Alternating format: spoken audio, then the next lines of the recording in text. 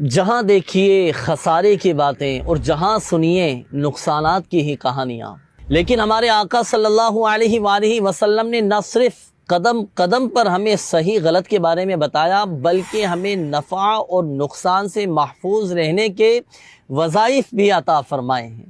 آج ایک ایسا وظیفہ عرض کرنے لگا ہوں ناظرین، جس کی برکت سے انشاءاللہ الکریم ہمیں کوئی چیز نقصان نہیں پہنچا سکے گی۔ آئیے اب میں عرض کرنے لگا ہوں حدیث پاک سے ایک خاص وظیفہ۔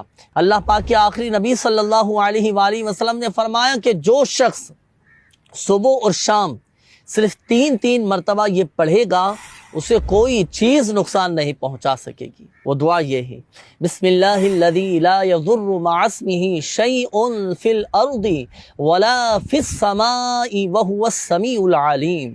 کتنی مختصر سی دعا ہے ناظرین، اور اس کا ترجمہ بھی بڑا پیارا ہے۔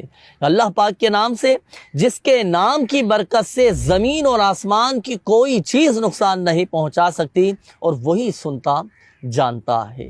اللہ پاک شب ولادت سرکار صلی اللہ علیہ وآلہ وسلم کے صدقے ہمیں ہر طرح کے شر سے، ہر طرح کے نقصانات سے، ہر طرح کے حادثات سے، ہر طرح کی آفات و بلیات سے ہم سب کو محفوظ فرمائے۔ تو نیت فرما لیجیے اس مہینے میں خصوصیت کے ساتھ، اللہ توفیق دے، روزانہ کی بنیاد پر صبح و شام یہ دعا پڑھا کریں، انشاءاللہ الکریم کوئی چیز آپ کو نقصان نہیں